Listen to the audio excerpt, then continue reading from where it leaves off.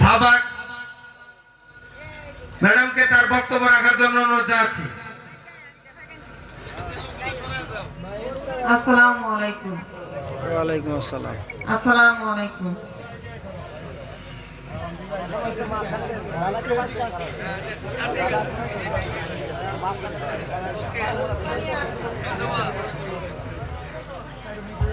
আমি আজকে আপনাদের মাঝে আসতে পেরে খুব ভালো লাগতেছে আমার।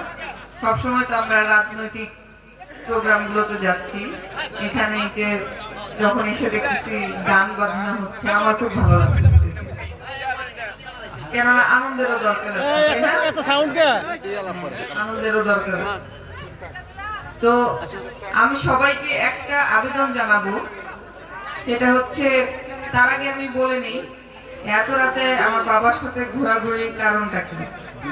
কারণটা হচ্ছে আমার বাবা তো 17 বছর জেলে বন্দী ছিলেন, এটা তো সবাই জানেন মোটামুটি, তাই না?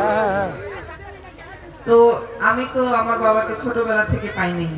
ছোটবেলায় যখন ক্লাস 3-তে পড়ি তখন দেখি আব্বু নির্বাচন করতেছেন, নির্বাচন করে পরে মন্ত্রী হলেন, মন্ত্রী হওয়ার পর তো ব্যস্ত হয়ে গেলেন। তো ছোটবেলায় আব্বুকে পাইনি। এরপর বড় হওয়ার পর তো ক্লাস 8-এ আব্বুকে ধরে নিয়ে যায়, এরপর তো আর পাইনি। তো যখন আব্বু ফিরলেন আমি আব্বুর সাথে অনেক রাগারাগি করছি যে আব্বু তুমি আর এইসব রাজনীতি করতে পারবো না, তুমি রাজনীতি করলে আমাদের সময় দিতে পারবা না, জীবনের যতটুকু সময় বাকি আছে আমাদের সাথে থাকতে হবে। তো এই কথা বলার পর দেখি আব্বু যখন টাঙ্গাইল আসতে পারে না তখন আব্বু অসুস্থ হয়ে যায়, মানে আপনাদেরকে না দেখলে আমার বাবা অসুস্থ হয়ে যায়। তার মানে আমার বাবা আমাদের থেকেও আপনাদেরকে অনেক বেশি ভালোবাসে। এরপর আমি বললাম যে আচ্ছা ঠিক আছে, আমি আর জোর জবরদস্তি করে তো লাভ নেই। তারপর থেকে আমি আব্বুকে সাপোর্ট দেওয়া শুরু করলাম, সাহায্য করা শুরু করলাম তার রাজনীতিতে। এই যে আমি এত রাতে এখানে আসছি, আমি তো ডাক্তার, আমার কিছু কাজ আছে, তাই না? হাসপাতালে আমার কিছু কাজ থাকে অবশ্যই। তাও আমি জোর করে ছুটি নিয়ে, বিনা বেতনে ছুটি যেটাকে বলে, সেটা নিয়ে আমি আব্বুর সাথে কিন্তু ইলেকশন করার জন্য এখানে চলে আসছি। এতে অনেকে অনেক কিছু বলতেছে, আমি শুনতেছি, কিন্তু এতে আমার কোনো লাভ নাই। আমার একটা লাভই আছে, সেটা হচ্ছে আমি আমার বাবার সাথে অনেক সময় কাটাতে পারতেছি। এইটা ছাড়া আমার আসলে কোনো লাভ নাই। আমি শুধু আমার বাবার সাথে একটু সময় কাটাইতে পারতেছি, কেননা আমার বাবা তো আপনাদেরকে ছাড়া বাঁচতে পারবে না। আর যেহেতু আপনাদেরকে ছাড়া বাঁচতে পারবে না, আমার মনে হয়েছে যে আমি আমার বাবার সাথে থাকতে গেলে আমার আপনাদের সাথেও থাকা লাগবে। শুধুমাত্র এর জন্যই আমি যখনই সময় পাই আব্বুর সাথে ঘুরি। হয়তো এই 12-13 দিনই ঘুরবো, কিন্তু তাও যতটুকু সময় পাই আব্বুর সাথেই ঘুরি। এখন আসি একটু রাজনৈতিক প্রসঙ্গে। সামনে তো নির্বাচন, 12 তারিখে নির্বাচন আসতেছে। আমি মনে করি আমার বাবার 3টা ভোট পাওয়া উচিত না, এটা আমি অনেকবার বলছি। 3টা ভোট হচ্ছে আমার, আমার মায়ের আর আমার বোনের। কারণ তিনি আমাদের জন্য কিছুই করেন নাই, কোনো বাড়ি গাড়ি কিছুই করেন নাই। কিছু অর্থ যে রেখে যাবে আমাদের জন্য সেটাও তিনি করতে পারেন নাই।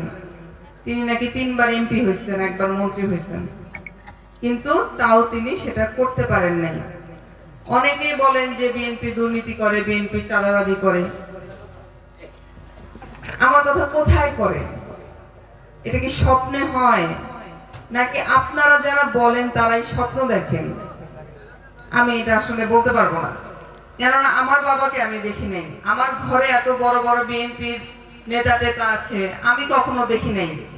আমি 8-10টা সাধারণ মানুষের মতোই বড় হয়েছি, 8-10টা সাধারণ মানুষের মতোই, তার থেকে আমি খারাপ ভাবে বড় হয়েছি আমি মনে করি। কেননা 17 বছর তো 8-10টা মানুষ তার বাবা মাকে পাইছে, তাই না? আমি কিন্তু আমার বাবা মাকে পাইনি। তার মানে আমি মনে হয় অনেক খারাপ ভাবেই বড় হয়েছি, আপনারা অনেক ভালো ছিলেন।